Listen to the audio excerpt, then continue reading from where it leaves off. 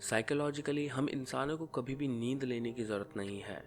हमारे शरीर में एक एडेनोसिन नाम का केमिकल बनता है।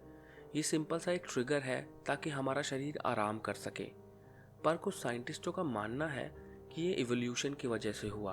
पुराने वक्त में जब इंसान रात को छुप जाया करते थे, तब हमारे शरीर ने एक मैकेनिज्म बनाया ताकि हम बिना वजह की ऊर्जा को बर्बाद ना करें।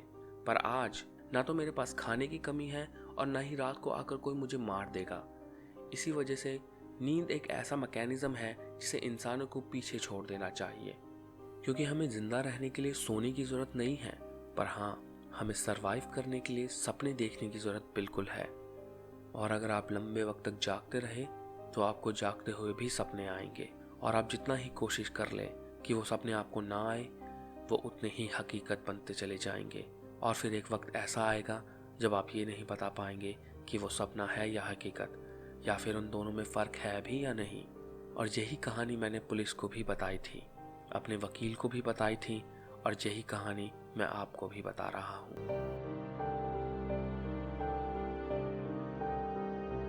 ये सब तब शुरू हुआ जब मैंने अपनी साइकोलॉजी की क्लास में एक आर्टिकल पढ़ा। वो आर्टिकल एक वियतनामीज इंसोम्निएक के बारे में था। उस आर्टिकल में लिखा था कि वो आदमी 43 साल से नहीं सोया था। उसे एक बार किसी तरह का बुखार आया और उसके बाद वो कभी सोया ही नहीं।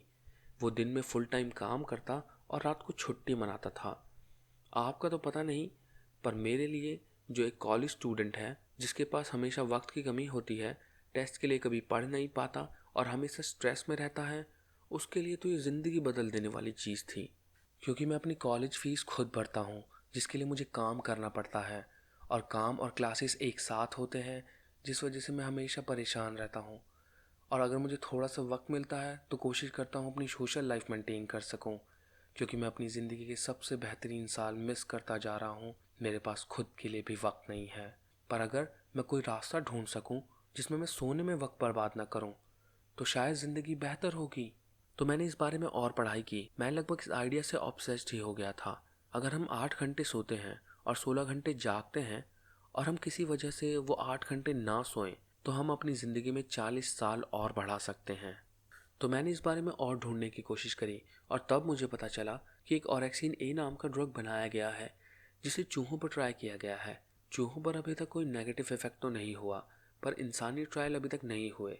और इससे भी बेहतरीन बात ये थी कि वो रिसर्च UCLA में हो रही थी, जहाँ मैं कॉलेज जाता हूँ। वो लैब तो मैंने ढूंढ ली, पर ऐसा तो था नहीं कि वो मुझे एकदम जाते ही केमिकल पकड़ा देंगे। तो मैंने कोशिश करी कि काश मुझे वहाँ किसी तरह से इंटर्नशिप मिल जाए। पर उन्होंने कहा इंटर्नशिप तो मिल जाएगी, पर मुझे 20 घंटे हफ्ते के काम करना पड़ेगा, और जो कि मेरे शेड्यूल के हिसाब से तो बिल्कुल फिट नहीं हो रहा था। तो मैं उस बारे में लगभग भूल ही गया था जब तक मुझे रिकी नहीं मिला। मेरी साइकोलॉजी क्लास में एक और स्टूडेंट है, उसने बताया कि उसे उस लैब में इंटर्नशिप मिल गई, और वो बेवकूफ़ों की तरह बताता फिर रहा था कि कैसे वो रात को लैब में घुस जाता है और एनेस्थीसिया के नशे करता है जो चूहों पर इस्तेमाल होता है। और अगर अभी तक आपको उसकी बेवकूफ़ी का पता नहीं चला, तो उसने ये भी कहा कि वो उस लैब में स्लट्स के साथ पार्टी करता है। वो अपने साथ एक स्केटबोर्ड रखता है ताकि वो कूल दिख सके, और वो उसे चलाना भी नहीं आता। वो एक नंबर का बेवकूफ़ है। ये सब सुन के खैर आपको उसकी बेवकूफ़ी का तो अंदाज़ा हो ही गया होगा। पर ये सब मेरे लिए बिल्कुल ठीक था, क्योंकि अब मैं आसानी से उसका दोस्त बनने का नाटक कर सकता था। मुझे बस अपनी हैट उल्टी पहननी थी, 2-4 लड़कियों के ऊपर उल्टे सीधे जोक मारने थे, और जब भी वो लड़कियां झुकती तो हम उन्हें देख के एक दूसरे को ताली मार देते, और बन गए हम अच्छे दोस्त। यही तो है अमेरिकन साइंस का फ्यूचर। और ज़्यादा वक्त नहीं लगा जब उसने मुझे अपनी लैब में बुलाया। मैंने फैकल्टी की डायरेक्टर से पता कर लिया कि ऑरेक्सिन ए के एक्सपेरिमेंट कहाँ हो रहे थे, और जब तक मेरा दोस्त एनेस्थीसिया के नशे कर रहा था, तो मैंने अपना पूरा बैग भर लिया ऑरेक्सिन ए की छोटी छोटी बोतलों से। वो नाक से डालनी पड़ती हैं, पर मुझे फ़र्क नहीं पड़ता अगर वो काम कर जाए तो। और कसम से वो काम कर गई। मैंने हर एक नाक में 20 बूंदें डाली थी।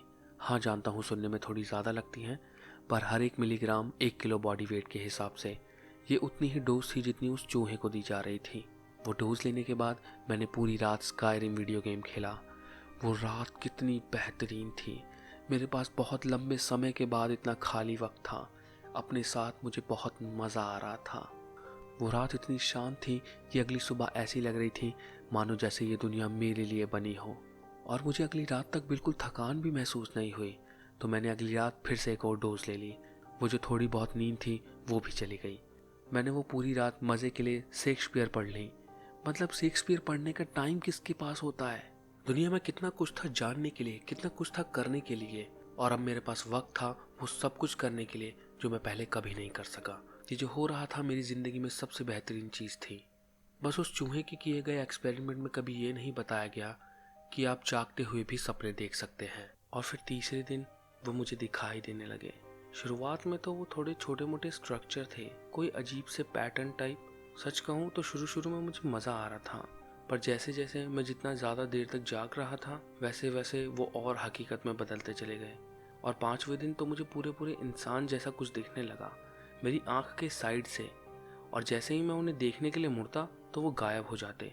और फिर 6ठे दिन जब मैंने अपना बेडरूम खोला तो वो मुझे दिखाई दिया। वो मेरे बिस्तर पर बैठा था एक बहुत बड़ी मुस्कुराहट के साथ। उसका कोई चेहरा नहीं था, वो बस बहुत बड़े बड़े दांतों के साथ एक बहुत बड़ी मुस्कुराहट के साथ वहाँ बैठा था। उसकी मुस्कुराहट उसके मुंह से शुरू होती और उसके कानों तक जा रही थी। ना तो उसकी आंखें थी और ना ही नाक। मैंने जल्दी से अपने मुंह पे ठंडा पानी डाला और वो चीज़ गायब हो गई, पर फिर भी मैं उससे डर रहा था।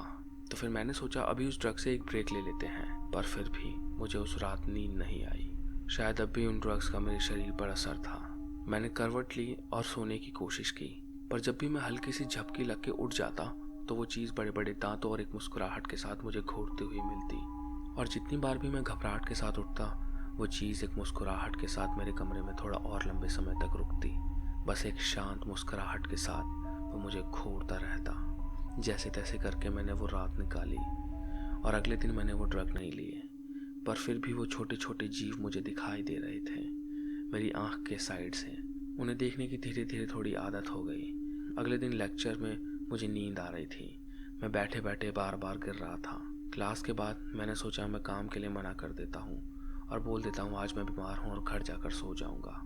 वो रिक मुझसे बात करने की कोशिश कर रहा था, पर सच बताऊँ उसे देख पाना भी मुश्किल था, क्योंकि वो जीव बहुत बड़ी स्माइल के साथ बस उसके बगल में ही खड़ा था। मुझे समझ नहीं आ रहा था कि मैं क्या करूं। मैंने बस धीरे से कुछ कहा, मुझे नहीं पता क्या, और मैं बस मुड़ गया वहां से जाने के लिए। पर वो बेवकूफ़ मेरे पीछे पीछे आने लगा तो मैं उस पर ज़ोर से चिल्ला दिया। हाँ मैं जानता हूँ मुझे ऐसा नहीं करना चाहिए था, पर जैसे ही मैंने उस पर चिल्लाया वो 2 कदम पीछे हो गया, और ठीक 2 कदम पीछे होते ही वो उस मुस्कुराते हुए जीव से जा टकराया। यकीन मानो मुझे समझ नहीं आ रहा था कि वो मेरे सपने की चीज़ों को कैसे छू सकता है। और जैसे ही रिक उससे टकराया वो पीछे मुड़कर देखने लगा कि वो क्या है, पर उसे कुछ दिखाई नहीं दिया। हाँ मैं जानता हूँ ये बहुत अजीब है, पर मुझे कुछ भी समझ नहीं आ रहा था क्या हो रहा है। मैं डरने लगा और मैं बस वहाँ से भाग गया, पर रिक तब भी मेरे पीछे पीछे आ रहा था। वो पता नहीं कुछ सिक्योरिटी कैमरा की बात कर रहा था उस लैब में। उसने कहा कि हम दोनों को एक ही चीज़ बोलनी पड़ेगी कि हम वहाँ क्या कर रहे थे। मुझे कुछ नहीं पता था। मैं बस घर जाना चाहता था, मैं बस सोना चाहता था। हम चलते चलते साइकोलॉजी और सोशियोलॉजी की बिल्डिंग के पास आ गए थे, पर मैं उससे पीछा नहीं छुड़ा पा रहा था। उसने मुझे कंधे से पकड़ा और खींचा तो मैं ज़मीन पर गिर गया। मुझ में बिल्कुल हिम्मत नहीं थी। मैं इतना थका हुआ था कि मैं उठ भी नहीं पा रहा था, तो मैं बस वहीं पड़ा रहा। वो मुझ पे चिल्ला रहा था, ज़ोर ज़ोर से बोल रहा था, पर मेरा दिमाग एकदम सुन्न था। मैं इतना थका था कि उसकी आवाज़ धीरे धीरे बस गायब सी होती नज़र आ रही थी, और शायद मैं बस वहीं पर सो गया। और फिर जब मैं उठा तो मुझे पता चला कि रिक का शरीर बुरी तरह से तोड़ मरोड़ दिया गया है। पुलिस ने मुझे बताया कि वहाँ लोग थे जिन्होंने ये देखा कि मैं कैसे रिक पर ज़बरदस्ती कूदा और उसका चेहरा अपने दांतों से खींच कर निकाल दिया। उन लोगों ने बताया कि मैं इतना ज़्यादा ताकतवर था कि कम से कम 1 दर्जन लोगों को मुझे खींचकर उससे दूर करना पड़ा।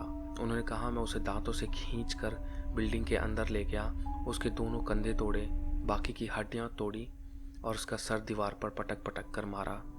वहाँ से एक ईंट निकल गई और उस ईंट को उसके शरीर पर इतनी बार मारा कि वो ईंट टूटकर चूरा चूरा हो गई। मुझे नहीं पता कि मैंने ये कैसे किया, वो भी सोते हुए। मुझे बस इतना याद है कि सोने से पहले मैंने उस मुस्कुराते हुए जीव को रिक के बगल में देखा था, और आंख बंद होने से पहले मैंने उस जीव के दांत रिक की गर्दन में धंसे हुए देखे थे। तब मेरा केस कोर्ट में चला गया और तब सबको पता चला कि मैं ड्रग्स ले रहा था। तो कोर्ट ने कहा कि ये सब कुछ ड्रग्स की वजह से हुआ है और इसलिए मुझे रिहैब क्लिनिक भेज दिया गया। आज 4 दिन हो गए हैं जब से मैंने वो ओरेक्सिन ए ड्रग्स लेना बंद किया है। पर वो मुस्कुराता हुआ जीव अभी भी मुझे दिखाई दे रहा है। मैं जब भी अपनी आंखें बंद करता हूँ तो वो जीव धीरे धीरे मेरे पास आता जा रहा है। आज नहीं तो कल मैं बस सो ही जाऊँगा। मैं हमेशा जागते हुए नहीं रह सकता, और जब मैं सोऊंगा तो मुझे यकीन है कि वो मुझ पर कंट्रोल कर लेगा। मैं ये सब कुछ रिकॉर्ड कर रहा हूँ ताकि अगर मैं सो गया तो बाहर किसी को पता हो कि प्लीज़ जो उसने किया उसमें मेरी गलती नहीं है। मैं अपनी पूरी कोशिश कर रहा हूँ उससे लड़ने की। हे गाइस, अगर आपको ये स्टोरी पसंद आ रही है तो प्लीज़ कमेंट करो। मुझे सच में जानना है कि आप लोगों को ये स्टोरी कैसी लग रही है। और अगर ज़्यादा ही पसंद आई है तो प्लीज़ एक बार लाइक कर देना। और हाँ, अगर ऐसी ही और स्टोरीज जाननी है तो आप मुझे इंस्टाग्राम और स्पॉटिफाई पे फॉलो कर सकते हैं। और प्लीज़ इस चैनल को सब्सक्राइब करो ऐसी ही और ऑसम स्टोरीज़ के लिए। थैंक यू सो मच मुझे सुनने के लिए। Good bye.